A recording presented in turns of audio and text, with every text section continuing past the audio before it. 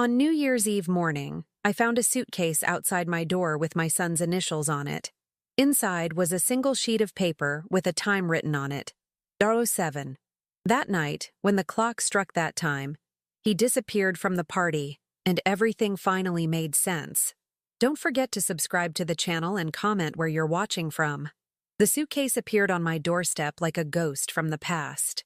I found it that morning, New Year's Eve, the last day of what had already been a difficult year. The farmhouse was quiet, snow falling in thick silence across the fields my late husband and I had worked for 40 years. At 69, I'd grown accustomed to solitude, but I hadn't grown comfortable with it. Not yet. The suitcase was leather, expensive, the kind my son Carl would buy. Embossed on the side in gold letters, CRH, Carl Robert Holloway. My heart stuttered when I saw those initials. I carried it inside with hands that trembled more than they should have. Age, I told myself. Just age, and the cold. The living room still smelled of pine from the Christmas tree I'd decorated alone. My daughter Claire had promised to visit, but work had intervened. It always did. Carl had been vague about his plans, which wasn't unusual. Since his wife Vanessa entered his life 3 years ago, his communications had become sporadic, filtered through her like water through stone. I set the suitcase on the coffee table and stared at it. No note on the outside. No indication of who'd left it or when. I'd been up since dawn, and it hadn't been there at 6 when I'd stepped out to scatter feed for the chickens. Someone had placed it there between 6 and 8, in that narrow window when I'd been in the back of the house, making coffee and watching the news. The locks clicked open easily, not secured, just closed. Inside, the suitcase was empty, except for a single sheet of white paper, pristine and deliberately placed in the exact center. On it, written in Carl's distinctive handwriting, were 4 characters. 0.07. Nothing else. No explanation, no signature, just those numbers in black ink. 7 minutes past midnight. I sat down slowly, my mind racing through possibilities. A meeting time? A code? Carl worked in finance, something to do with international markets and numbers I'd never fully understood. Vanessa worked in the same field. That's how they'd met. She was brilliant, he'd said. Ambitious. Exactly what he needed. What he needed, not what he wanted. I'd noticed that distinction. I picked up my phone and called his number. It went straight to voicemail, his voice crisp and professional. "You've reached Carl Holloway. Leave a message." "Carl, it's your mother. I found a suitcase this morning." "Your suitcase." With a note inside. "I'm confused, sweetheart. Could you call me back? I'm worried." I hung up and immediately felt foolish. Worried about what? A suitcase and a time? Maybe it was a New Year's surprise, some elaborate plan he and Vanessa had cooked up. They were hosting a party tonight at their house in Portland, 2 hours away. I'd been invited, though the invitation had felt obligatory, extended by Vanessa with the kind of politeness that barely masked indifference. "Of course you should come, Susan," she'd said on the phone 3 weeks ago, her voice smooth as glass. "It's important that Carl maintains family connections, especially now." Especially now. What did that mean? I'd declined, citing the drive and my age. The truth was simpler. I didn't belong in their world of crystal champagne flutes and conversations about derivatives and hedge funds. Robert, my husband, would have gone anyway, would have charmed everyone with his stories and made me feel less alone. But Robert had been gone for 2 years, and I was still learning how to navigate the world without him. The morning passed slowly. I tried to distract myself with preparations for a quiet evening, a simple dinner, perhaps a glass of wine at midnight, alone. But my eyes kept drifting to that suitcase, to those numbers. 007. At 11, my phone rang. Claire, my daughter. "Mom, I can't make it for New Year's. I'm so sorry. This case came up and—" "It's fine, sweetheart." I kept my voice light, practiced. "I understand. Are you going to Carl's party?" "No, I'm staying here." A pause. "That's probably for the best." Something in her tone caught my attention. "What do you mean?" "Nothing, just, you know how Vanessa can be. Very particular about her events." I did know. I also knew that Claire and Vanessa circled each other like wary cats, all politeness and sharp edges. Claire, did Carl seem okay to you? When you spoke to him last? Another pause, longer this time. Why do you ask? I told her about the suitcase, about the paper with the time. The silence that followed felt heavy with something I couldn't name. Mom, that's strange. I thought it might be a surprise or… Carl doesn't do surprises. Neither does Vanessa. They're very structured people. Very planned. This was true. Carl had always been methodical. But marriage to Vanessa had amplified that trait to an almost obsessive degree. Their wedding had been scheduled to the minute. Their home decorated like a magazine spread. Every detail controlled. Maybe I should drive up there, I said. Show him the note, ask what it means. No. Claire's response came too quickly. Don't do that. Just let me try to reach him, okay? I'll call you back. She hung up before I could argue. I stood in my kitchen, holding the phone, feeling the first whisper of something wrong. Not just unusual. Wrong. I walked back to the living room and examined the suitcase more carefully. Expensive leather, barely used. I ran my fingers along the interior lining and felt something. A slight irregularity in the fabric. I pressed, and a hidden pocket revealed itself, cleverly concealed in the seam. Inside was a key. Small, brass, old-fashioned. The kind that might open a safe deposit box or a locked drawer. A number was engraved on it. 217. My hands were shaking again, and this time it wasn't from age or cold. I called Carl again. Voicemail. I called Vanessa. Her phone rang 4 times, then went to a voicemail message that sounded like it had been recorded by a professional. You've reached Vanessa Holloway. I'm unable to take your call. Please leave a detailed message. Vanessa, this is Susan. I need to speak with Carl urgently. Could you have him call me? It's important. The afternoon light was fading when Claire called back.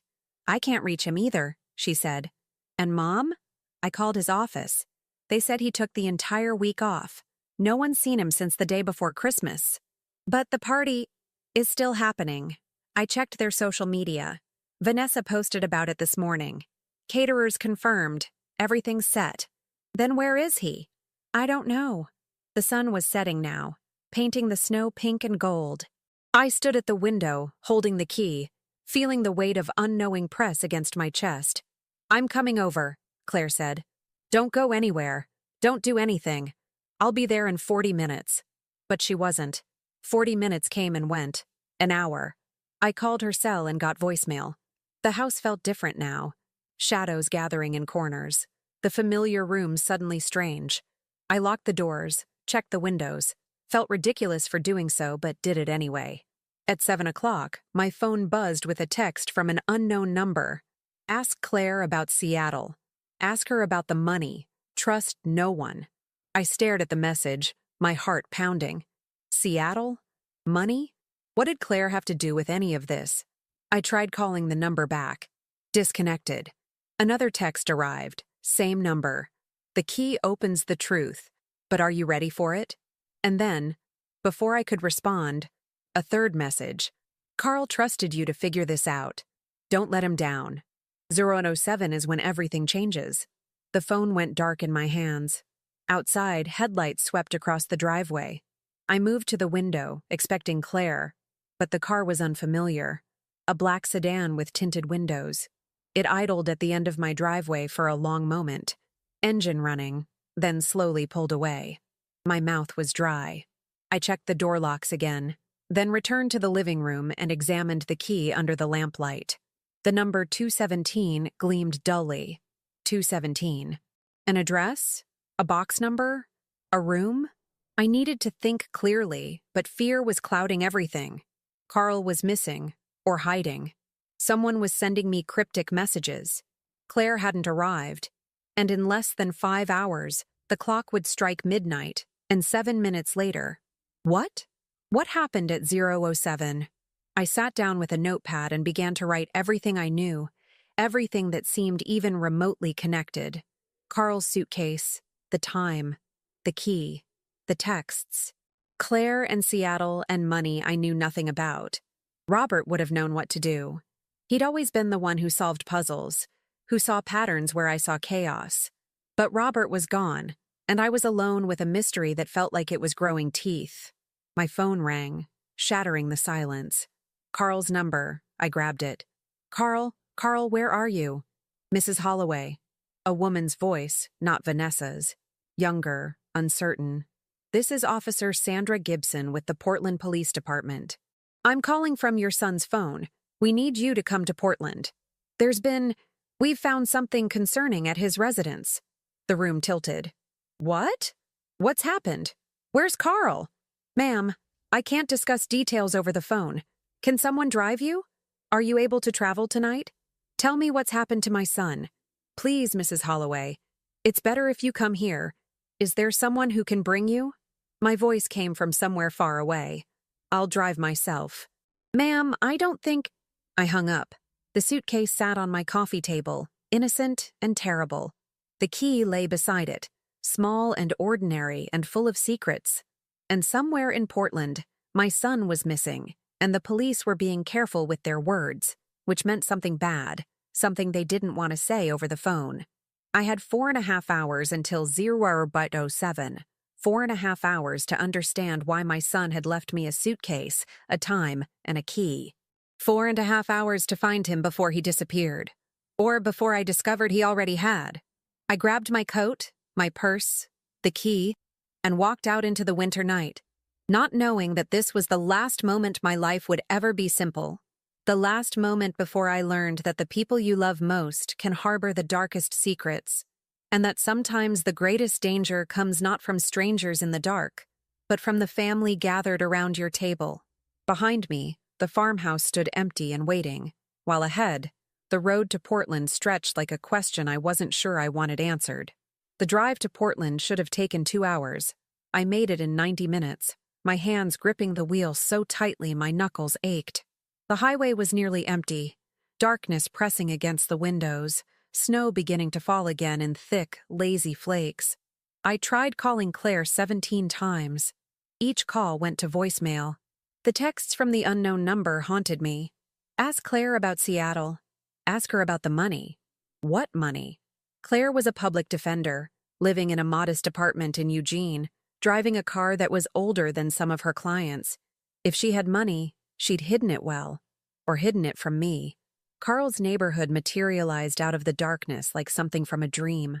Tall trees, old homes with perfect lawns now covered in snow, streetlights casting yellow pools of light. His house sat at the end of a cul-de-sac, a craftsman-style beauty that had cost more than my farm was worth. 2 police cars were parked in the driveway, lights off but presence unmistakable. I pulled up to the curb, my heart hammering. Officer Gibson met me at the door. A woman in her 30s with kind eyes and a careful expression. Behind her, I could see into the house. Everything looked normal. Too normal. The Christmas tree still stood in the corner, lights twinkling. Vanessa's expensive furniture arranged just so. Mrs. Holloway, thank you for coming. I'm sorry we had to call you like this. Where's my son? She glanced at her partner, an older man with gray hair who stood near the staircase. Why don't you come inside?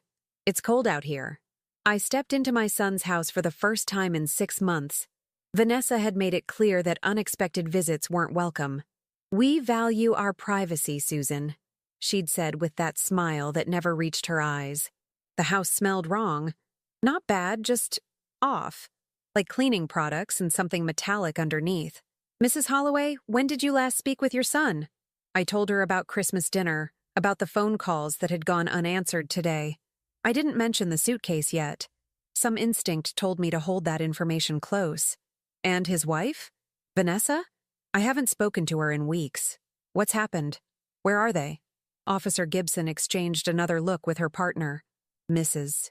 Holloway, we received an anonymous call about a disturbance at this address. When we arrived, we found the front door unlocked, lights on, but no one home. The house shows signs of a party being prepared. The caterers arrived about an hour ago and found it like this. They're the ones who called us. But the party is supposed to be tonight.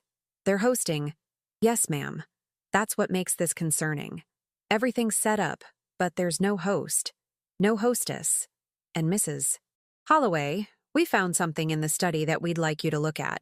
They led me upstairs to Carl's office, A room I'd only seen in video calls.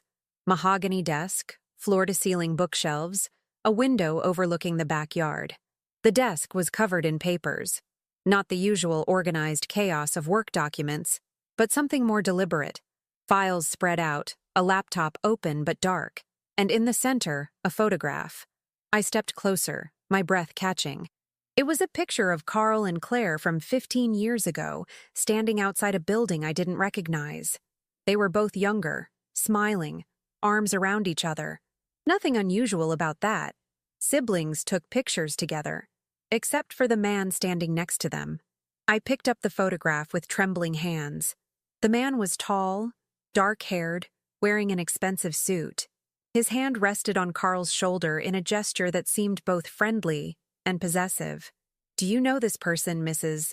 Holloway?" I shook my head slowly. "No, I've never seen him before." The photograph was left out deliberately, we think. Along with these. Officer Gibson gestured to the papers. I could see bank statements, legal documents, things I didn't understand. What does this have to do with Carl being missing?" "We're not sure he is missing, ma'am. Not officially. It's only been a day since anyone's seen him, and adults have the right to go where they please. But given the circumstances, the party, the unlocked house, the way things were left, we're concerned." My phone buzzed. A text from Claire. "Don't tell them anything.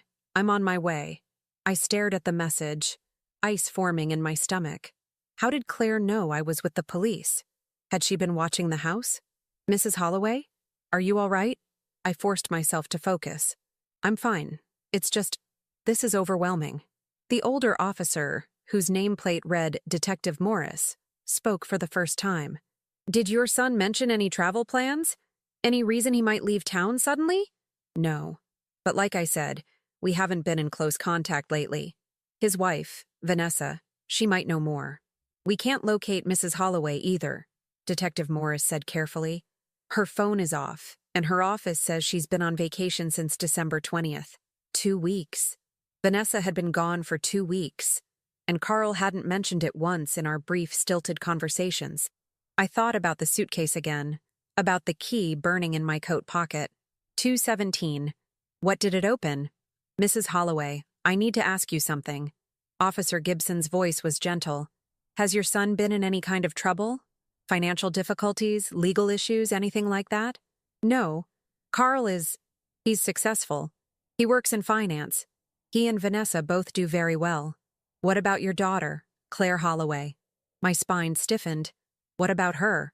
We found her name in some of these documents. References to Seattle, to transactions we don't quite understand. Did you know she was involved in your son's business affairs? Ask Claire about Seattle. Ask her about the money." "No," I said quietly. "I didn't know that." Detective Morris moved closer, his expression sympathetic but firm. "Mrs. Holloway, we're going to need you to be completely honest with us. If your children are involved in something illegal, if there's any reason they might have fled." "Fled? You think they ran away?" "We're considering all possibilities." My phone buzzed again. Another text from the unknown number. "The key opens box 217 at First National Bank. Go alone. Tell no one. You have until midnight." My head was spinning. Carl and Claire involved in something together. Vanessa missing for 2 weeks. A key to a bank box. And somewhere in all of this, a time, year 007, that felt like a ticking bomb. "I need some air," I said suddenly. "This is too much. I need to—" "Of course." Officer Gibson touched my arm. "Would you like some water? I'll just step outside for a moment." They let me go, probably thinking I was just an old woman overwhelmed by circumstances. They didn't follow as I walked down the stairs and out the front door into the cold night air. The street was quiet, the snow falling heavier now. I pulled out my phone and called Claire again. This time she answered. "Mom, where are you?" "At Carl's house. With the police." "Claire, what's going on? What are you and Carl involved in?" Silence. Then, "I can't explain over the phone, but you need to leave there. Now. Don't tell them about the suitcase. Don't mention the key." "How do you know about the key?" Another pause. "Because Carl told me you'd find it. He planned this, Mom. All of it. The suitcase, the timing, everything." "Why? What's happening at 007? I can't. Mom, please. Just get out of there and meet me at the farm. I'll explain everything, I promise, but you have to trust me. The police want to talk to you. They found your name in documents, something about Seattle. I know what they found. That's why you can't talk to them. Please, Mom. For once, just trust me without questions. The line went dead. I stood there, snowflakes catching in my hair, and felt the ground shifting beneath me.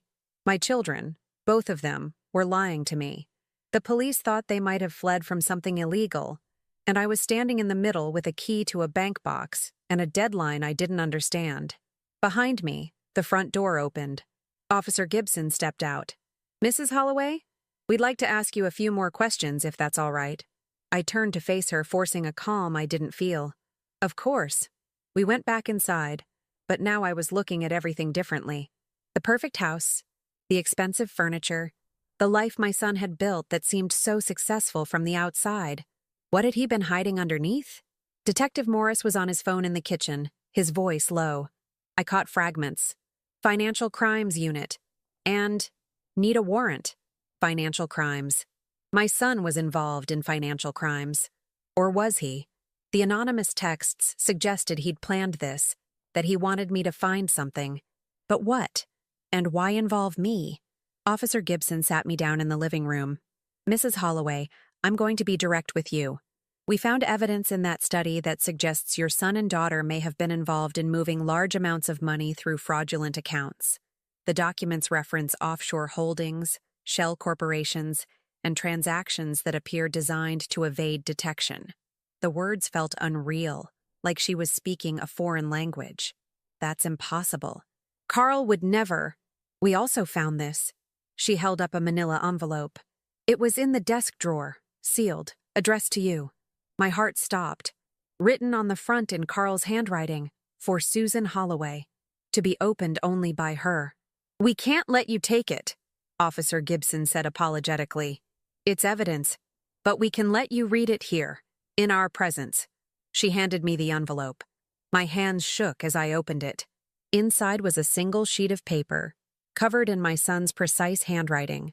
Mom, if you're reading this, then everything has gone according to plan.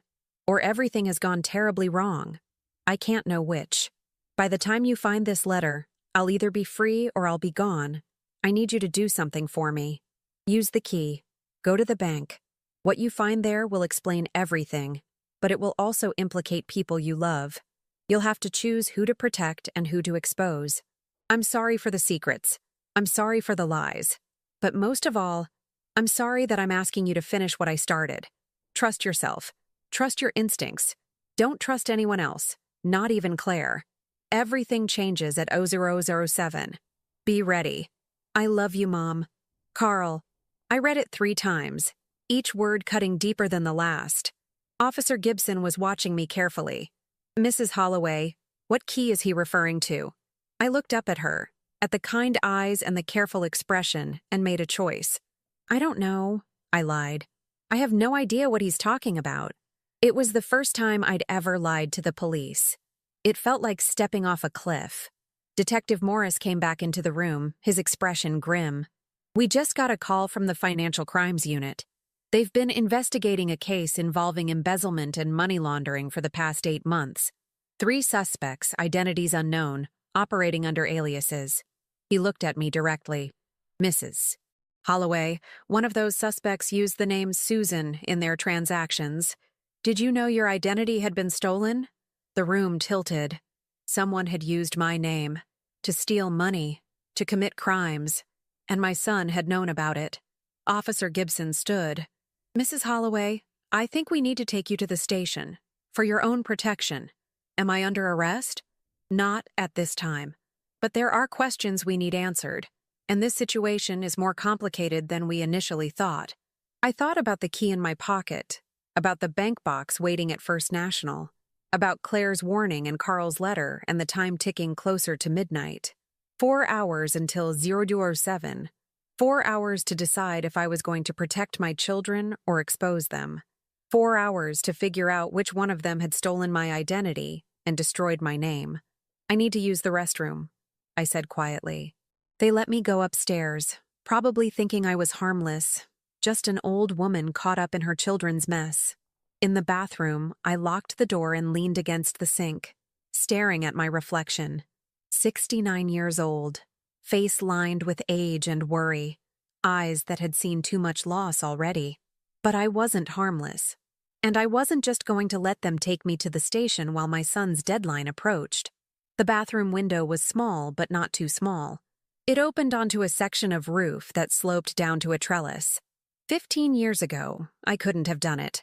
But I'd been working the farm alone for 2 years, and I was stronger than I looked. I climbed out the window into the winter night, leaving behind the police and their questions and their evidence, carrying only my purse, my phone, the key, and the terrible knowledge that my children had turned me into a criminal without ever asking my permission. The snow was falling harder now, covering my tracks as I slipped away into the darkness, heading for First National Bank and whatever truth waited in box 217. Behind me, I heard Officer Gibson calling my name, but I didn't stop. Time was running out, and I had a mystery to solve before midnight, before 007, when everything would change and my son would either appear or vanish forever. First National Bank sat in downtown Portland, a granite monument to old money and older secrets. By the time I reached it, my clothes were soaked through with snow, and my heart was racing from more than just the cold. I'd abandoned my car 3 blocks from Carl's house and caught a rideshare, paying cash, giving a false name. The driver had looked at me strangely. A wet, trembling old woman climbing into his car at 9:30 on New Year's Eve. But he'd taken my money and asked no questions.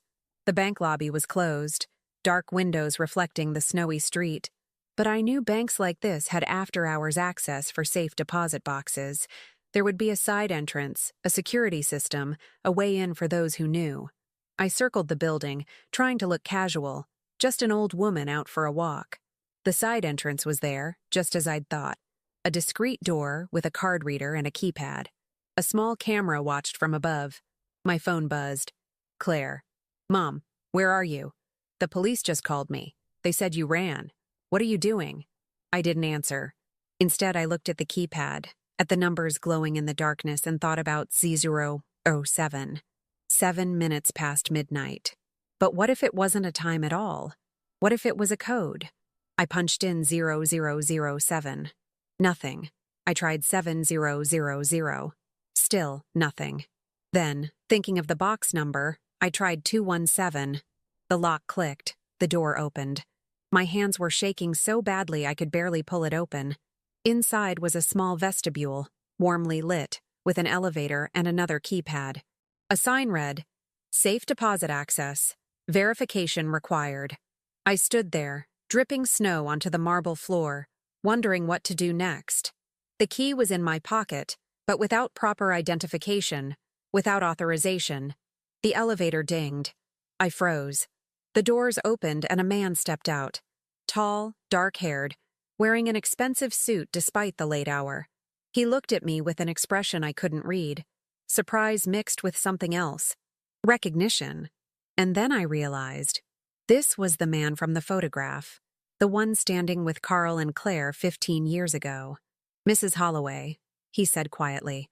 "I was wondering if you'd figure it out in time." I backed toward the door, but he raised his hands in a peaceful gesture. "Please, don't run. I'm not here to hurt you. I'm here because Carl asked me to be here. In case you came. Who are you?" "My name is Daniel Morse. I was Carl's business partner. Before Vanessa, before everything went wrong. The name meant nothing to me.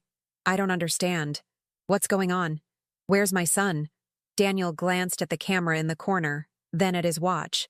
"We don't have much time, and I can't explain everything here. The cameras are on a loop right now. I have maybe 10 minutes before security notices, but I can take you to box 217 if you still want to see what's inside. How do I know I can trust you?" He pulled out his phone and showed me a video. Carl, sitting in what looked like a hotel room, looking exhausted and afraid. "Mom, if you're watching this, then you've met Daniel. You can trust him. He's the only one you can trust. Please, do what he says. I'm sorry for everything. I love you." The video ended. I looked at Daniel Morse, this stranger with my son's trust, and made another choice. Take me to the box. We rode the elevator in silence. The basement level was cold, lined with metal doors and fluorescent lights. Daniel led me to a section marked 200-250, then stopped at box 217. Your key, he said. I handed it to him with trembling fingers. He inserted it along with another key from his pocket, and the box slid open. Inside was a USB drive and a thick manila envelope. Daniel took the USB drive. This is what they want. This is what Carl spent 2 years collecting. Evidence. Evidence of what? Fraud, embezzlement, money laundering on a scale that would destroy some very powerful people. He looked at me directly. Including your daughter. The words hit me like a physical blow.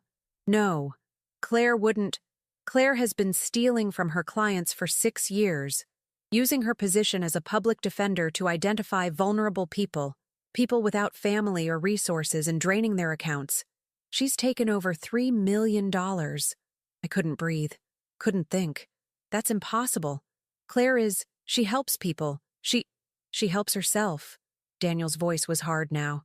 And when Carl found out, when he tried to confront her, she threatened to frame him. She had access to his accounts through Vanessa. Did you know they were old college roommates?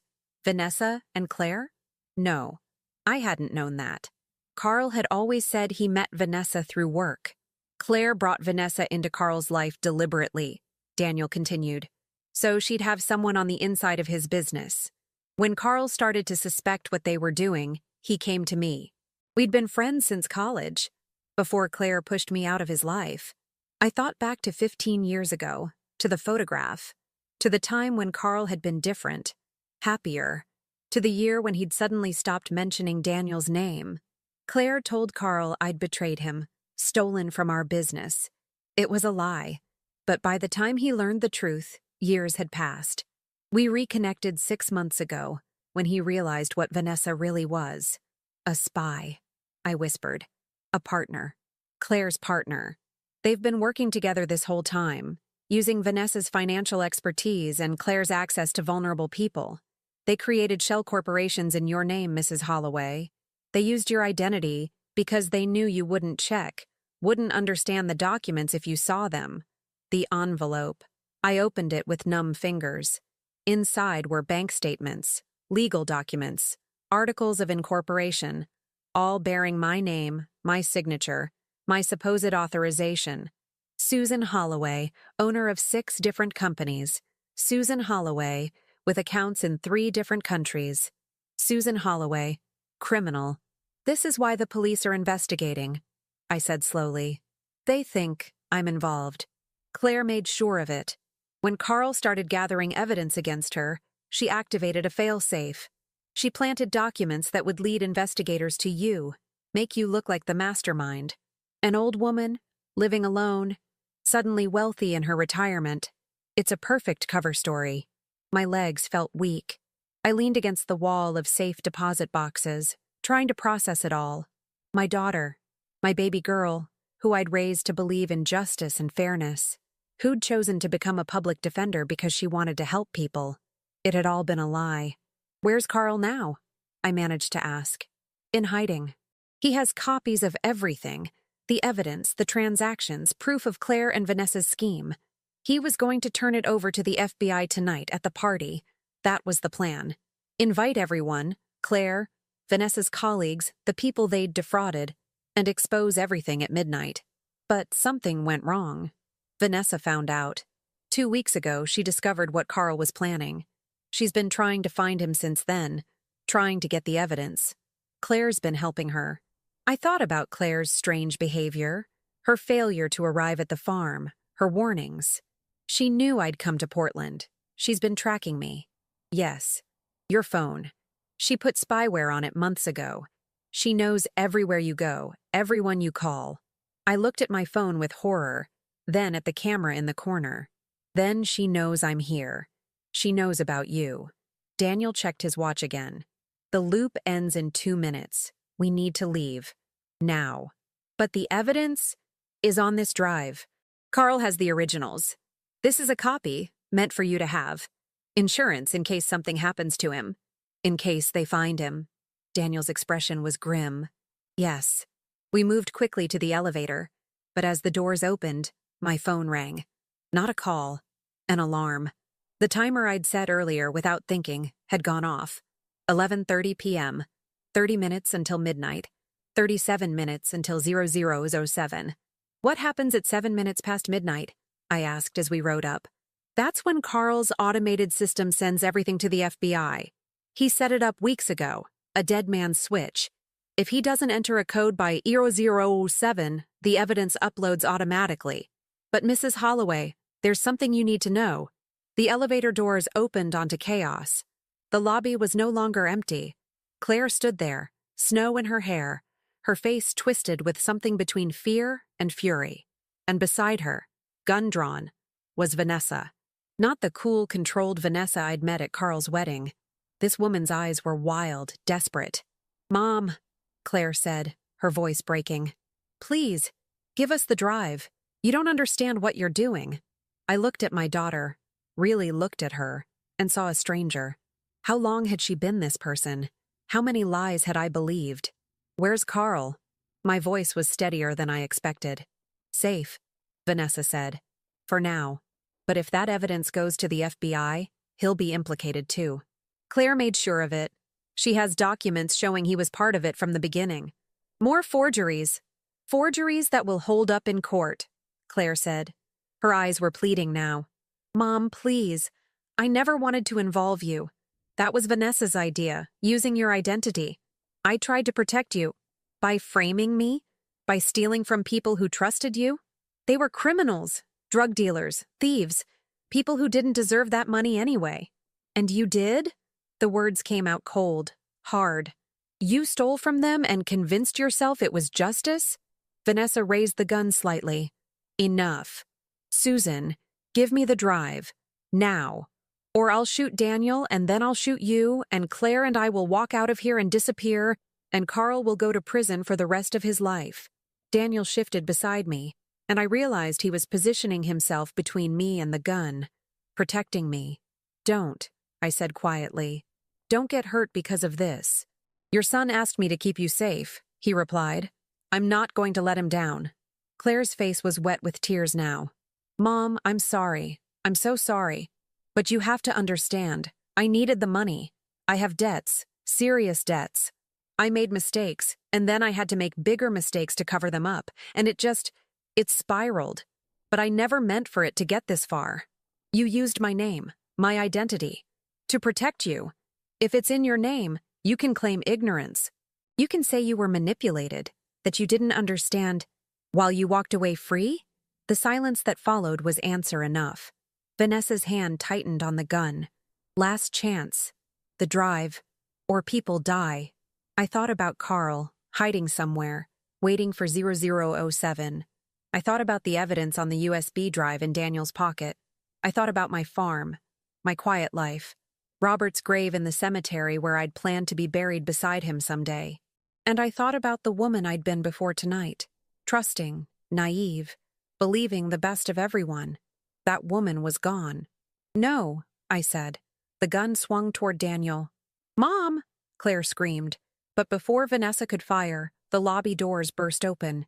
Police, Officer Gibson and Detective Morris and half a dozen others, weapons drawn, voices shouting commands. "Drop the weapon! Drop it now!" Vanessa's face went white. She looked at Claire, at me, at the police, and for a moment I thought she might shoot anyway. But then her hand opened, and the gun clattered to the marble floor. Officers swarmed them, handcuffs clicking, rights being read. Officer Gibson approached me, her expression unreadable. "Mrs. Holloway, we tracked your phone. When you ran, we thought—" She glanced at Vanessa, at the gun. "Are you all right? How did you know to come here?" "We didn't. We were following your daughter." "She's been under surveillance for 3 weeks." I looked at Claire, being led away in handcuffs, her face buried in her hands. "Mom," she called back to me. "Mom, please. Tell them I didn't mean—" But I couldn't find words. Couldn't find anything except a hollow place where my love for her used to be. Detective Morris stepped forward. "Mrs. Holloway, we need to ask you about—" "Carl," I interrupted. "My son. Where is he? Is he safe?" The detective and Officer Gibson exchanged glances. "That's complicated," Morris said. "We've been trying to locate him for 2 weeks. We think he's in protective custody, but we're not certain. The FBI has been running a parallel investigation and they're not sharing information." I checked my watch. 11:47 p.m. 20 minutes until 0007. 20 minutes until Carl's system uploaded everything. "I need to find him," I said. "Before midnight. Mrs. Holloway, you need to come with us. There are questions." "No." I looked at Daniel. He gave the smallest nod, understanding. Then I did something I never thought I'd do. I ran. 69 years old, exhausted, terrified. But I ran. Out the door, into the snowy night, while behind me voices shouted and footsteps followed. I ran because I had to find my son. I ran because somewhere in this city, Carl was waiting, counting down to Z007, not knowing if I'd figured it out, not knowing if I'd chosen to save him or save Claire. And I ran because I'd just realized something crucial, something that made my blood run cold. Carl's letter had said the evidence would implicate people I loved, that I'd have to choose who to protect and who to expose. But if the evidence proved Claire and Vanessa's guilt, why would Carl need me to choose?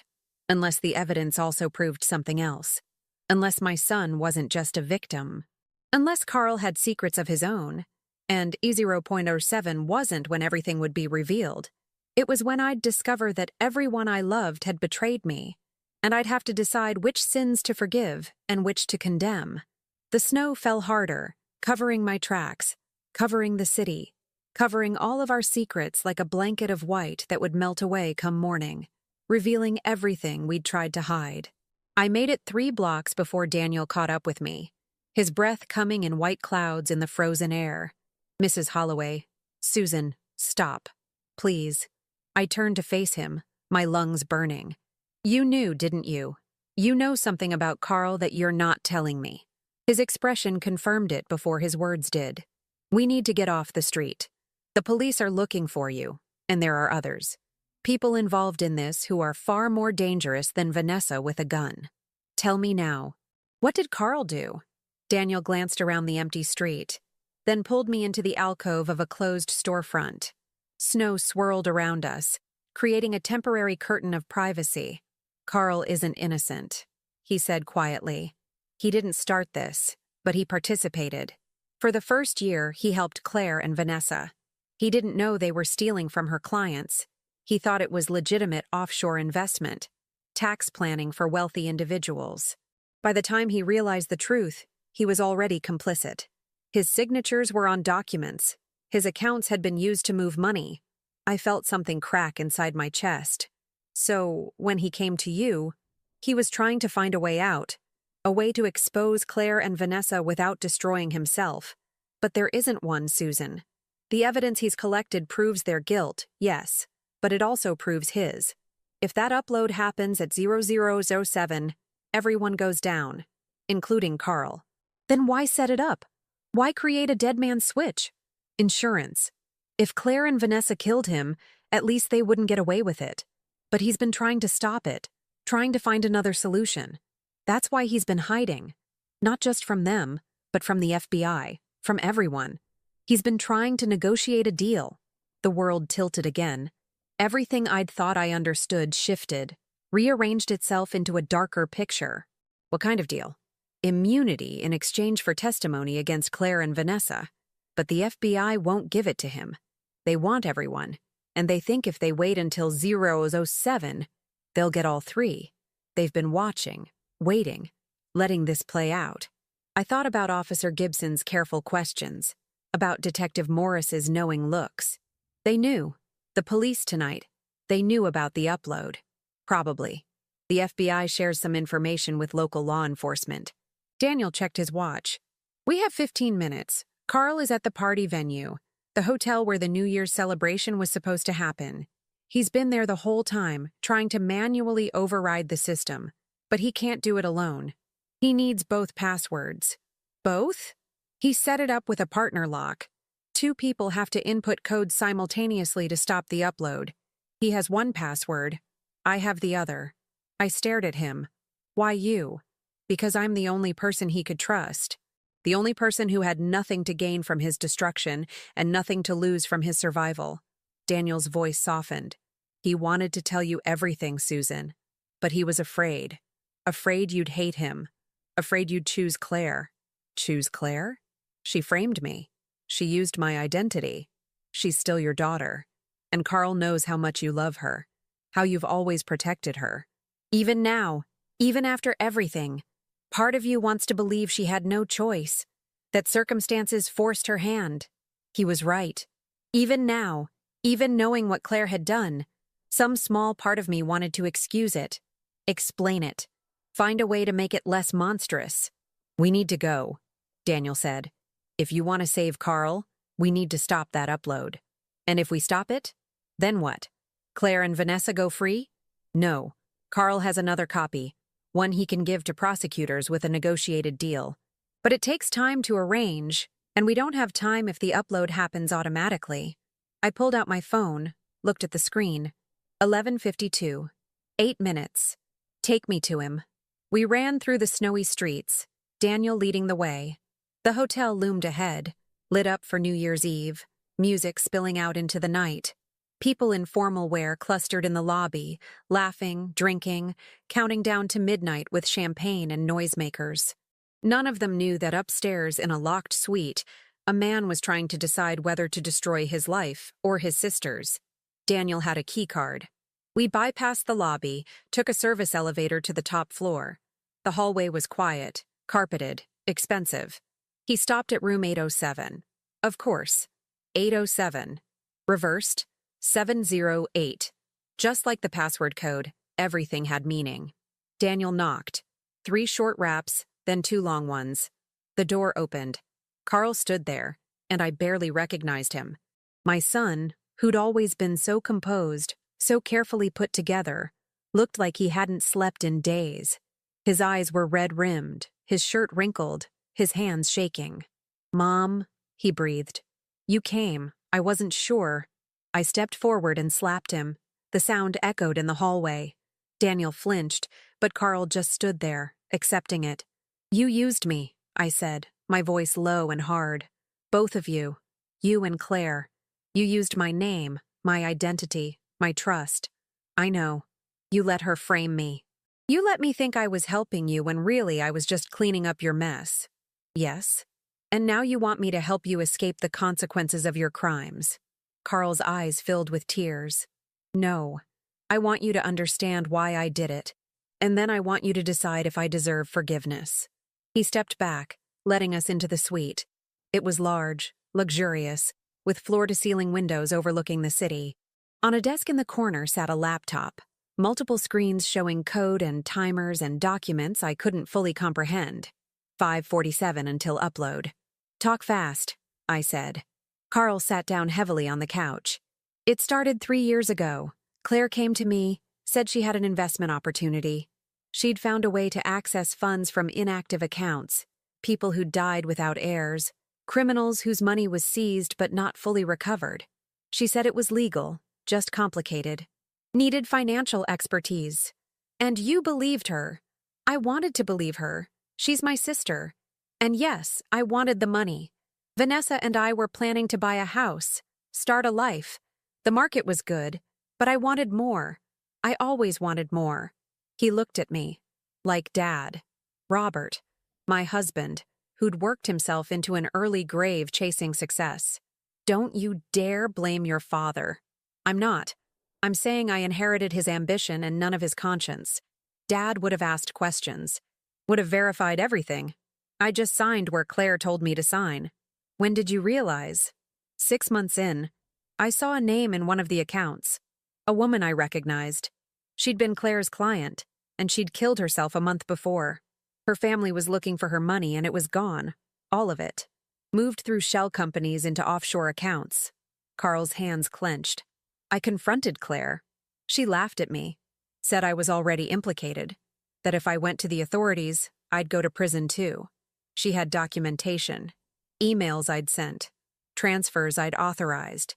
She'd been building evidence against me from the beginning. "Insurance," Daniel said quietly.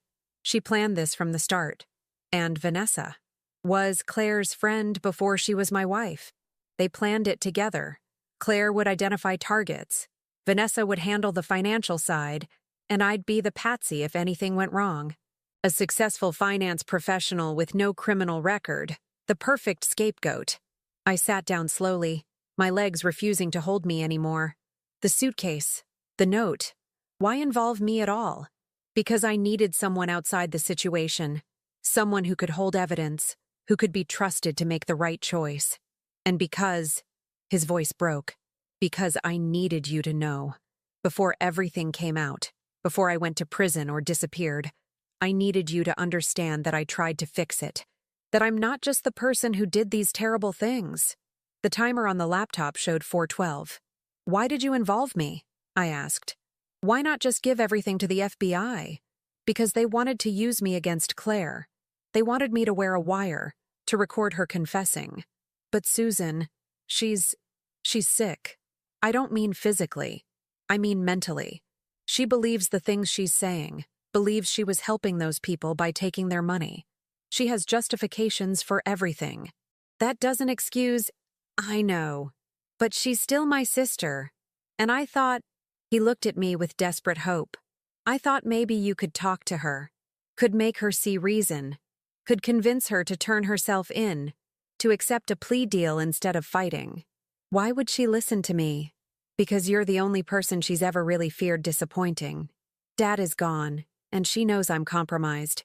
But she still wants your approval, Mom. Even now, even after everything, she wants you to understand. I thought about Claire at the bank, tears streaming down her face, begging me to help her.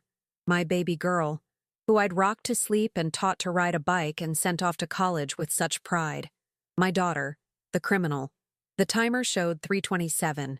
Daniel moved to the laptop. Carl, we need to input the codes. If we're stopping this... Wait, I stood up. Show me the evidence. All of it. I want to see exactly what you've collected. Carl hesitated, then nodded. He opened files on the laptop, document after document scrolling past. Bank statements showing millions moved through fake companies. Emails between Claire and Vanessa planning their next target. Photos of forged documents bearing my signature. And then something else. Something that made my blood run cold. A file labeled, Insurance Final. Carl tried to close it, but I grabbed his hand. Open it. Mom, you don't need to see... Open it. He did. Inside were documents I hadn't seen before. Not about Claire and Vanessa's crimes. About Carl's backup plan.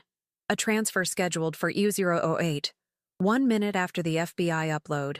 Moving $5 million from the offshore accounts into a new account. In Carl's name. Hidden. Untraceable. You were going to steal it, I whispered. Even while exposing them, you were going to steal the money. Daniel's face went pale. Carl, you said... I said I wanted to make it right, and I do. But I also want to survive. $5 million is enough to disappear, to start over somewhere they can't find me. The FBI, Claire, Vanessa, everyone. The timer showed 2:44. And you were going to leave me to deal with the aftermath, I said. Leave me to answer to the police, to the FBI, to everyone whose lives Claire destroyed. No, I left you evidence. Documentation proving your innocence, while you ran away with stolen money. It's not stolen. It's already stolen. I'm just redirecting it, taking what Claire and Vanessa would have kept anyway. I looked at my son, really looked at him, and saw someone I didn't know.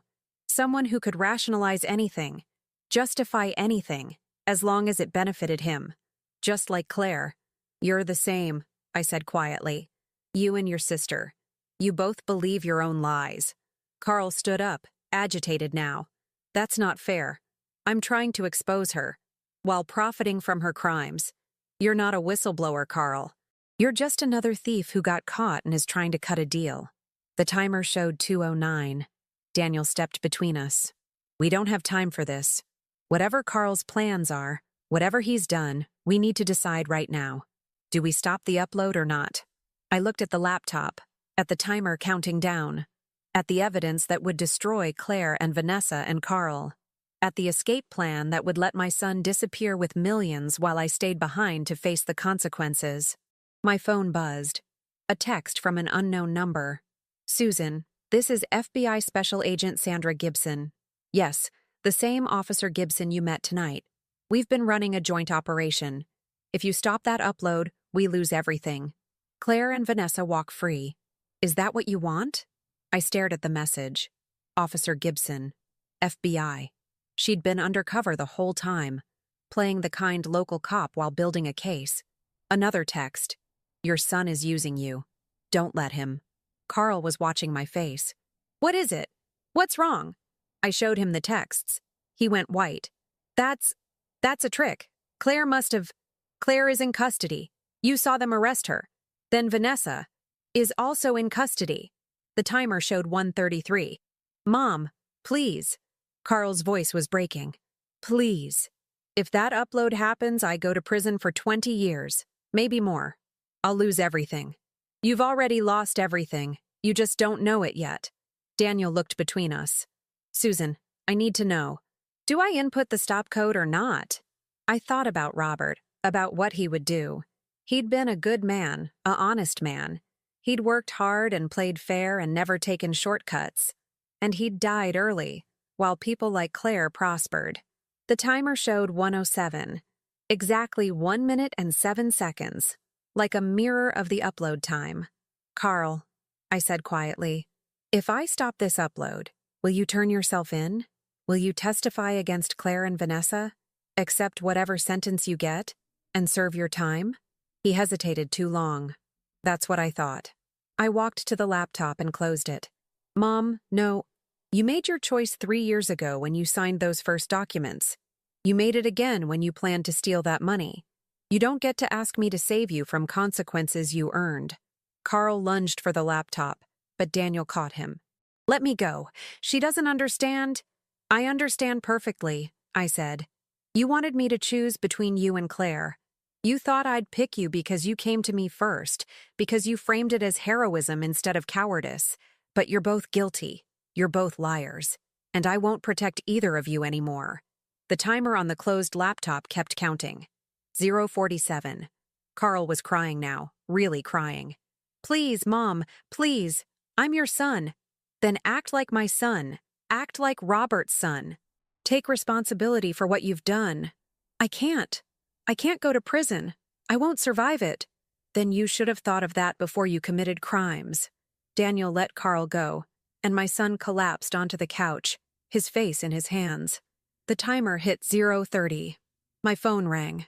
Agent Gibson, her real voice now, official and hard. Mrs. Holloway, step away from your son and exit the room. We have agents in the hallway. When that upload completes, we're making arrests. I know. You're not under investigation.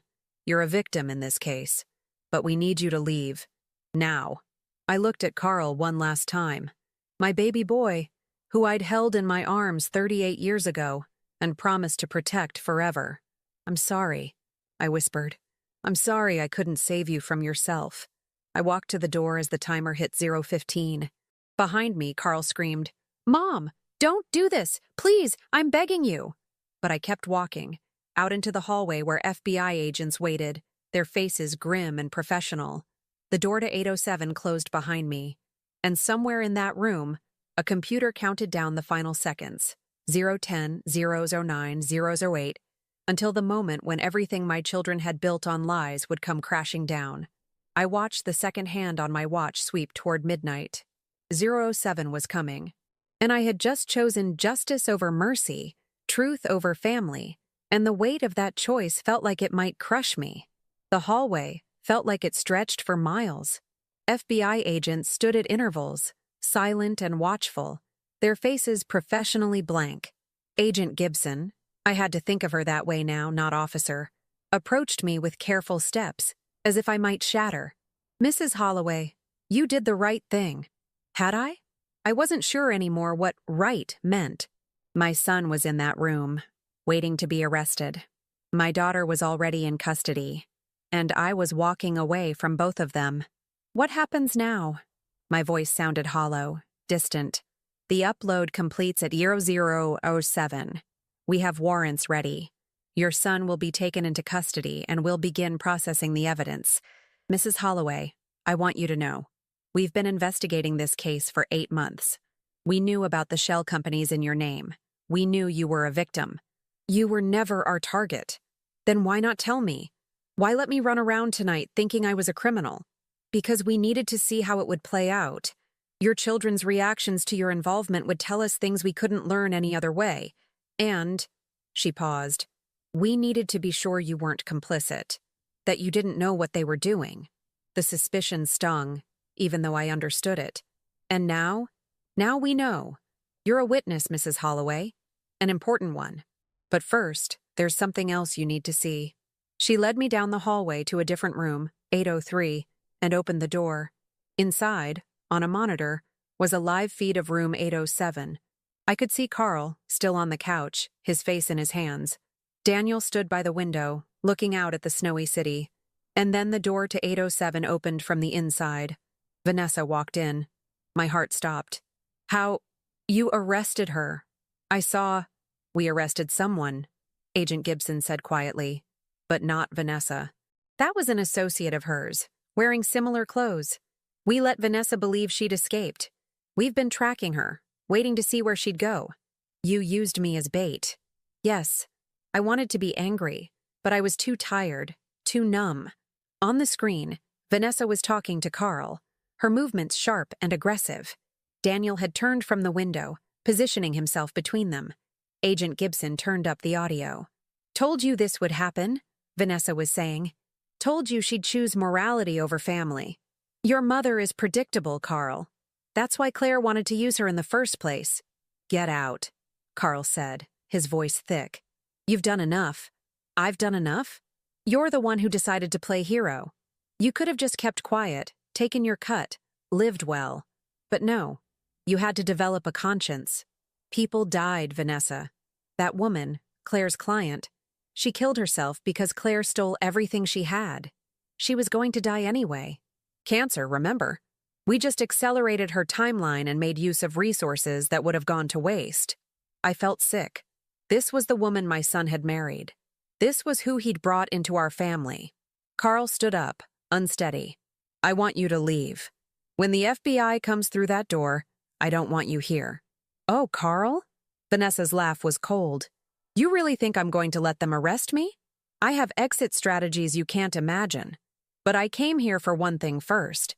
She pulled out a gun, the same gun she'd had at the bank, the one the police had supposedly confiscated. No, I whispered. Agent Gibson was already moving, speaking rapidly into her radio. All units, weapon in play, room 807. On screen, Daniel stepped forward. Vanessa, don't do this. Stay back, Daniel. This isn't about you. This is about Carl and his mother making choices that affect my life. My freedom. She pointed the gun at Carl. Call her. Tell her to stop the upload. It's done. Mom closed the laptop. She walked away. Then open it again. Input the stop code. You have... She checked her watch. 45 seconds. I can't. It takes 2 codes, remember? I only have 1. Vanessa swung the gun toward Daniel. Then you input yours. Now. Daniel looked at Carl, and something passed between them. An understanding. A decision. No, Daniel said. The gun fired. The sound through the speakers made me jump, made my heart slam against my ribs. But Daniel didn't fall. The bullet had gone wide, into the wall beside him. That was a warning, Vanessa said, her voice shaking now. The next one won't be.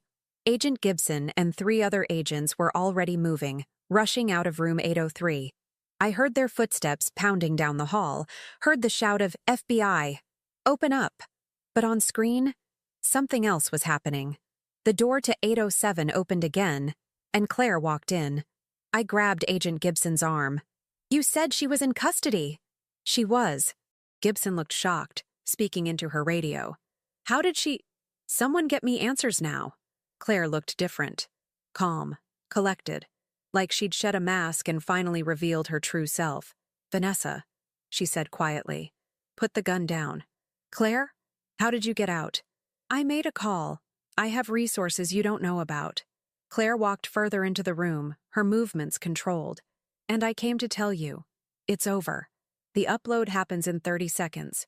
We can't stop it. We can only control what happens next. Control it how? By telling the truth. Claire looked at Carl, at Daniel. All of it. The whole truth. Carl's face went pale. Claire, don't... Did you know, Claire said, still in that eerily calm voice, that our mother had a sister? A twin sister, actually. Susan never talks about her. Never mentions her name. My knees buckled.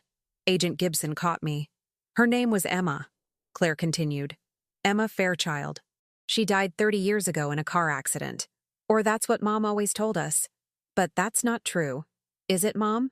On screen, Claire was looking directly at the camera, as if she could see me. Emma didn't die in an accident. She stole from the company where she and Mom worked. Embezzled nearly $1 million. A fortune back then. When she got caught, she ran. Left Mom to deal with the investigation, the questions, the suspicion. Agent Gibson was looking at me now. Questions in her eyes. It's true, I whispered. Emma was my sister. She did steal, but she did die. They found her car in a ravine 6 months later. After she'd hidden the money, Claire said on screen. Money that was never recovered. Money that you inherited when she died, because you were her only family. Inherited and never reported. Money you used to buy the farm to start your life with Dad. The room was spinning. That's not... I didn't know about the money. The farm was Robert's family land. Was it? Claire's smile was cruel. Or is that just another story you told yourself? Another lie you believed because it was easier than the truth? Agent Gibson pulled out her phone, typing rapidly. Checking records, I realized. Verifying. Claire, Carl said on screen. What are you doing? Showing everyone that our mother isn't the victim she pretends to be. That she taught us everything we know about hiding money, about creating comfortable lies, about protecting ourselves at others' expense. That's not fair, Carl said. Mom didn't know, didn't she? She never questioned where the money came from? Never wondered why Emma's estate was so large? Never thought it was strange that a woman who died broke somehow left her sister enough to buy a farm? Claire's eyes were hard. She knew. Just like she knew what we were doing and chose to ignore it until it affected her directly. I didn't know, I said to the empty room, to Agent Gibson, to myself. I didn't, but had I? I thought back 30 years, to the time after Emma's death, to the lawyer who'd handled the estate, who'd assured me everything was legal and proper, to Robert's gentle questions that I'd brushed aside because I wanted to believe, needed to believe, that my sister hadn't left me with tainted money. Had I known and chosen not to know? Had I done what Carl and Claire accused me of? Turned away from uncomfortable truths because facing them was too hard? On screen, the clock hit midnight. Throughout the hotel, I could hear cheering, noisemakers, voices singing Auld Lang Syne. Happy New Year, Claire said softly. 7 minutes until everything changes. You planned this, Carl said, realization dawning on his face. The whole thing. You wanted Mom to come here. Wanted her to be watching? I wanted her to understand that we're not so different. That she doesn't get to judge us from her moral high ground when that ground was built on the same crimes she condemns us for. Emma's theft was 30 years ago, Daniel said. The statute of limitations has expired. Yes, Mom can't be prosecuted for what Emma did, but she can be exposed. Everyone can know that the righteous Susan Holloway, the woman who chose justice over family, built her entire life on stolen money. Agent Gibson was reading something on her phone, her expression grave. Mrs. Holloway, I need to ask you some questions about— Not now, another agent said, pressing a finger to his earpiece. We're moving. Authorization to breach room 807. On screen, the door burst open. FBI agents flooded in, weapons drawn, voices shouting commands. Vanessa dropped the gun. Claire raised her hands. Carl didn't move, just sat there on the couch like a statue. Daniel looked directly at the camera and mouthed, I'm sorry.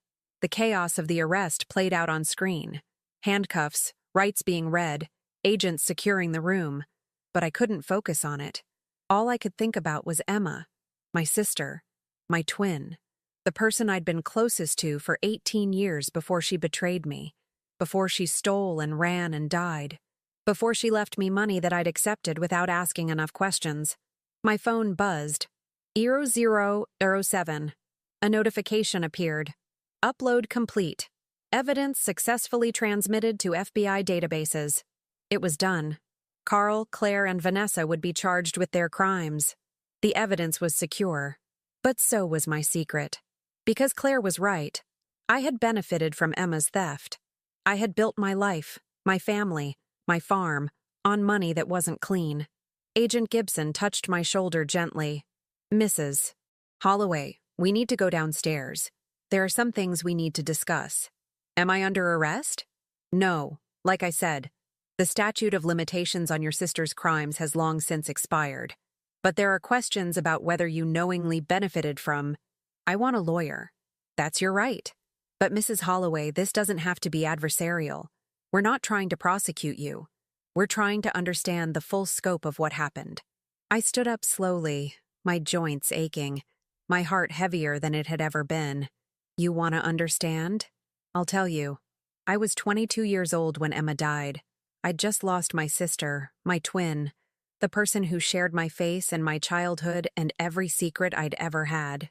When the lawyer said she'd left me money, I didn't question it. I was grieving. I was alone.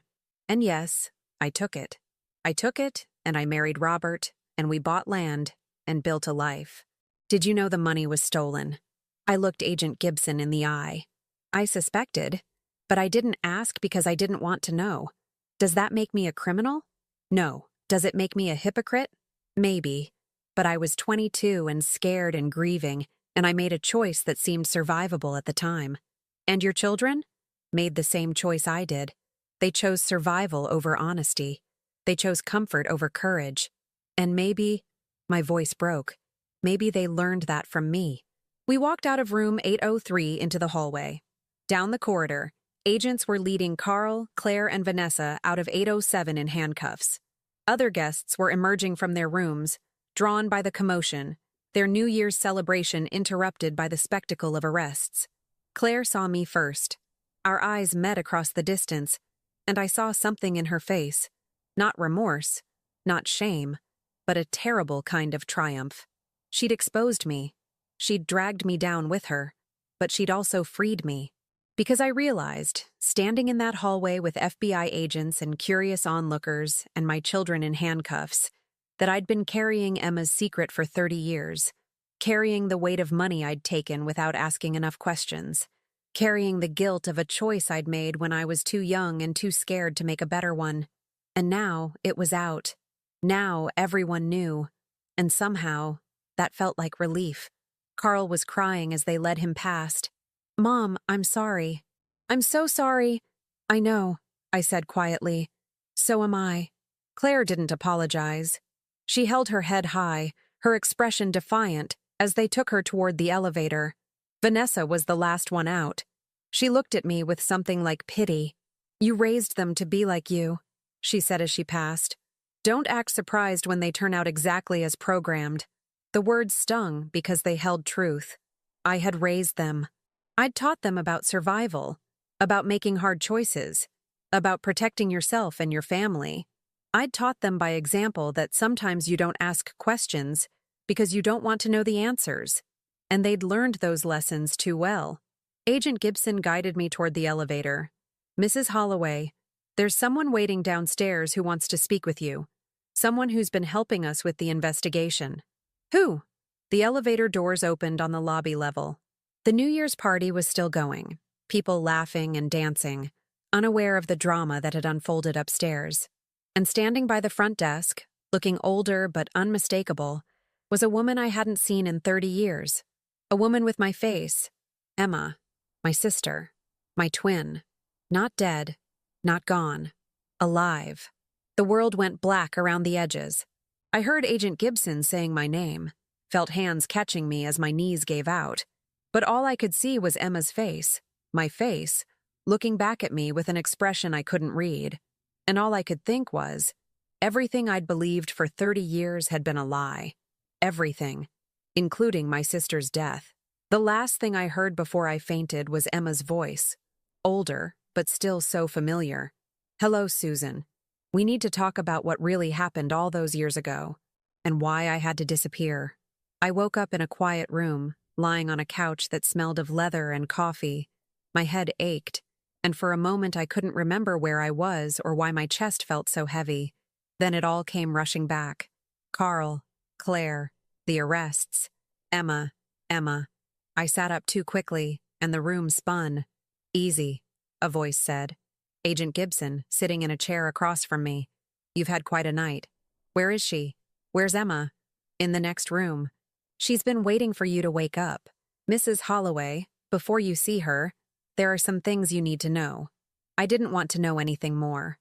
I wanted to go home, to my farm, to my quiet life that had been shattered beyond recognition. But I nodded, because what else could I do? Agent Gibson leaned forward. "Your sister didn't fake her death to escape prosecution. She faked it because she was a witness. The company she worked for, the one she supposedly embezzled from, it was a front for money laundering. She discovered it by accident, started collecting evidence, and they tried to kill her." The words didn't make sense at first. I had to process them slowly, piece by piece. Emma was working with the FBI? Not initially. She came to us after the first attempt on her life. We helped her disappear, create a new identity. The money she supposedly stole? It was already stolen by the company's executives.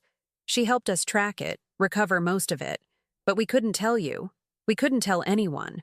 Her safety depended on everyone believing she was dead. For 30 years? The case was complicated. International connections, powerful people. We've been building it for decades, and it finally went to trial last year. The last defendant was convicted 8 months ago. Emma's been free to resurface since then, but she wasn't sure. Gibson paused. "She wasn't sure if you'd want to see her." I thought about 30 years of grief. 30 years of believing my sister had betrayed me and then died alone in a ravine. 30 years of carrying guilt about money I thought was stolen. Money I'd built my life on. The money she left me was legitimate. Part of her witness protection compensation, essentially. Money the FBI paid her for her cooperation, her testimony, her years in hiding. She wanted you to have it because she knew she couldn't be part of your life anymore. It was clean money, Susan. You didn't benefit from any crime. The relief should have been overwhelming, but instead I felt angry. Furious, even. She let me think she was dead. She let me mourn her for 30 years. She saved your life. If anyone had known you were in contact with her, you would have been in danger too. The people she testified against, they had long memories and longer reach. I stood up, steadier now. "I want to see her." Agent Gibson led me to another room in the hotel suite. Emma sat by the window, looking out at the city as dawn began to break. New Year's Day, a new year, a new beginning. She turned when I entered, and I saw my own face looking back at me. Older, lined with different experiences, but unmistakably mine. We'd been identical once. We weren't anymore. Life had carved different paths into our features. "Susan," she said softly. Agent Gibson left us alone, closing the door. We stood there for a long moment. Two old women who'd once shared everything, now strangers. "I'm sorry," Emma finally said. "I know that's not enough. I know sorry doesn't cover 30 years. But I am. I'm sorry for all of it. Were you watching? All these years, were you watching me?" "Sometimes, from a distance. The FBI would give me updates, let me know you were okay. I knew when you married Robert, when you had Carl and Claire, when Robert died. I wanted to come back so many times, especially when you lost him. But I couldn't. Not until now." I walked to the window and stood beside her. The city was covered in snow, clean and white, as if the night's chaos had never happened. "Claire knew," I said. "About you." "How?" "She found records. About 5 years ago, she was doing research for a case and stumbled across sealed documents that mentioned my name, your name. She's smart, Susan. Brilliant, really. She put it together, figured out that I wasn't really dead. She tried to find me." "Did she?" "No. But she found enough to understand that there was money involved, that the story you'd told them wasn't complete. And Emma's voice dropped. She used it. Used the idea that you'd benefited from my crime to justify her own actions. If you could do it, why couldn't she? Except I didn't do anything wrong. No, but she believed you had, and that belief gave her permission to cross lines she might not have otherwise crossed. I thought about what Vanessa had said. You raised them to be like you, but they hadn't become like me. They'd become like a version of me that didn't exist. A criminal they'd imagined based on partial information, and their own need to justify their choices. What happens now? I asked. To them, Carl will likely get a plea deal if he cooperates fully. His involvement was significant, but he did try to stop it, did collect evidence. 10 years, maybe less with good behavior. Emma's reflection in the window looked sad. Claire is different. She was the architect, the one who initiated everything. And she's not showing remorse. She'll go to trial, and she'll likely get 25 to 30 years. My daughter, my baby girl, would be in her 70s before she was free. And Vanessa? Similar to Claire. Maybe longer, depending on what else we uncover. She has connections to other schemes, other victims. The sun was rising now, painting the snow gold and pink. Below, the city was waking up to the new year, unaware that in this hotel room, a family had been destroyed and reconstructed in the space of a single night. Agent Gibson said you weren't sure if I'd want to see you, I said quietly. Why did you come, if you thought I might turn you away? Because of what happened last night. Because I watched my niece and nephew destroy themselves, and I realized I could have prevented it. If I'd come back years ago, if I'd told you the truth, maybe things would have been different. Maybe Claire wouldn't have felt like she had to live up to an imaginary criminal legacy. Maybe Carl would have had someone else to talk to when he got in too deep.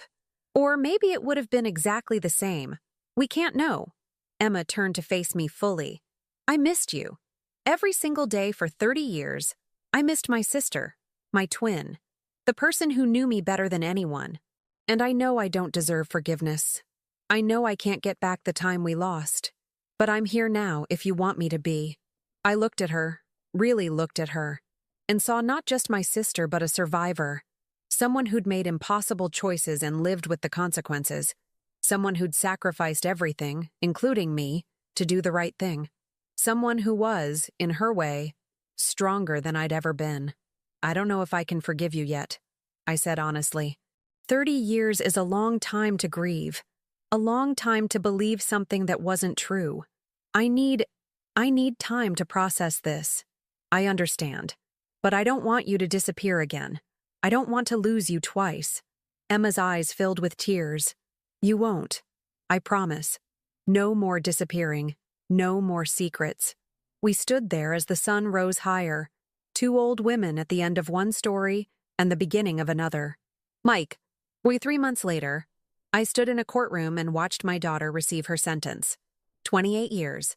She didn't look at me as they led her away. Hadn't looked at me since that night in the hotel. Carl got 12 years. He'd cooperated fully, testified against both Claire and Vanessa, shown genuine remorse. When they sentenced him, he'd finally looked at me, tears streaming down his face, and mouthed, "I'm sorry, Mom." I'd nodded. Sorry didn't fix things, but it was a start. Vanessa got 32 years.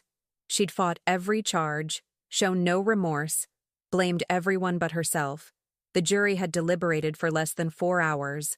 I sold the farm. It hurt more than I'd expected, leaving the land Robert and I had worked together, the house where I'd raised my children. But it was tainted now, full of ghosts and memories I couldn't separate from the pain. Emma helped me find a small house in a town 2 hours from Portland. Close enough to visit Carl in prison. He'd asked me to visit, and after the first awkward meeting, I'd agreed to come once a month, far enough from everything that had happened that I could breathe. Claire refused to see me. The prison sent back my letters unopened. Her lawyer said she was working through things, that maybe someday she'd be ready, but for now she needed space. I gave her space. I gave her time. I didn't know if she'd ever come back to me, but I couldn't force it. What I could do was rebuild. Emma moved into the house next door, not with me, because we both needed our own space after so many years apart, but close enough that we could have coffee every morning and dinner several times a week. Close enough that we could start learning each other again, finding out who we'd become in the 3 decades apart. She told me stories about her life in witness protection, the jobs she'd had, the places she'd lived, the times she'd almost broken and come back to me. I told her about Robert, about raising Carl and Claire, about the quiet satisfaction of working the farm, and the deep loneliness of losing my partner. We were sisters again, but different, older, scarred but maybe wiser. Daniel visited sometimes. He'd been cleared of any wrongdoing. His only crime had been helping Carl try to make things right. He'd lost his business partner and friend, but he'd gained something too, the satisfaction of knowing he'd done the right thing when it mattered. He and Emma got along well. Sometimes I wondered if something might develop there, but I didn't push. They were both adults. They'd figure it out. One afternoon in April, as Emma and I sat on my porch watching the spring rain, she asked, "Do you regret it? Letting the upload happen? Choosing to expose them?" I thought about it carefully. I regret that they put me in a position where I had to choose. I regret that they made choices that destroyed their lives. But no, I don't regret letting the truth come out. Secrets destroy families, Emma. You and I are proof of that. Carl and Claire are proof of that. What will you tell people about what happened? The truth, that my children made terrible choices, that I loved them but couldn't protect them from the consequences of those choices, that I'm their mother, but I'm not responsible for their crimes. People might judge you anyway. Let them. I'm 69 years old. I've survived losing my sister, my husband, and both my children, not to death, but to their own choices.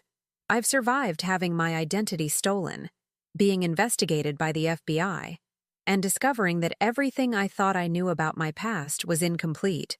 I can survive judgment. Emma smiled. You're stronger than you think, you know. You always were. So are you. We sat in comfortable silence, watching the rain wash everything clean. A year later, I received a letter from Carl, not asking for anything, not making excuses, just telling me about his days, about the classes he was taking in prison, about the therapy that was helping him understand how he'd justified his actions. I'm working on being someone you could be proud of again, he wrote. I know it might take the full 12 years, maybe longer, but I'm trying, Mom. I'm really trying, I wrote back. Short letters at first, then longer ones. We were rebuilding, slowly, carefully, like people walking on ice that might crack at any moment. Claire's letters still came back unopened, but I kept sending them once a month, telling her about my life, about Emma, about the spring flowers and the way the rain sounded on my new roof. I told her I loved her. I told her I was here when she was ready. I didn't know if she'd ever be ready, but I'd wait. Emma said I was too forgiving, that I should move on, focus on my own life.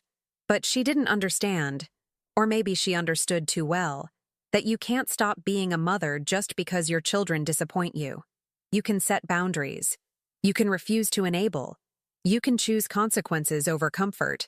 But you can't stop loving them, even when they break your heart. On New Year's Eve, 1 year after the night that changed everything, Emma and I made dinner together in my kitchen. Nothing fancy. Roast chicken and vegetables, the simple food we'd grown up eating. We opened a bottle of wine and toasted to survival, to second chances, to the complicated beauty of family. At 11:45, I thought about Carl in his cell, counting down to midnight alone. I thought about Claire, wherever she was in the prison system, possibly doing the same. And at 12:07, that fateful time, 7 minutes past midnight, I raised my glass again. To the truth, I said. However painful it is. To the truth, Emma echoed. We clinked glasses and drank. Two old women who'd lost everything and found each other again, who'd learned that family isn't about perfection or protection or covering up sins. It's about showing up, about telling the truth, even when it costs everything, about loving people enough to let them face the consequences of their choices, and being there when they're ready to rebuild. The clock struck 12:08, moving past that moment into new time, uncharted territory. Outside, the snow began to fall again. covering the world in white. And inside, in my small house with my sister beside me, I felt something I hadn't felt in a long time. Peace. Not the peace of ignorance or denial, not the peace of a life without problems, but the hard-won peace of someone who'd looked at the worst parts of her family, her children, herself, and chosen to survive anyway. Carl would get out eventually. Maybe even Claire, though that was decades away. And when they did, I'd be here. Not to excuse what they'd done, not to pretend it hadn't happened, but to offer them what Emma had offered me, a chance to start again, to build something new on the foundation of truth instead of lies. The farmhouse was gone, sold to a young couple with children and dreams. But this house, small, modest, honest, was mine, ours. A place built not on stolen money or comfortable lies, but on the painful, beautiful process of learning to tell the truth. Even when it hurt, especially when it hurt. Emma squeezed my hand. "Happy New Year, Susan." "Happy New Year," I replied. And for the first time in a long time, I meant it. Outside, the world turned toward morning, toward spring, toward whatever came next. And inside, two sisters, reunited after 30 years of separation, sat together in the warmth and the light, survivors of their own stories, authors of their own futures. The suitcase that had started everything sat in my closet now, empty except for the original note, 2007, a reminder of the moment everything changed, the moment I chose truth over comfort, justice over mercy, and in doing so, saved the only thing that really mattered, my integrity, myself, my soul. I was 69 years old, and I had learned what my children never had, that the only person you can truly save is yourself. That love doesn't mean protecting people from consequences, and that sometimes the greatest gift you can give your family is the truth, no matter how much it costs. The snow fell. The wine warmed my blood.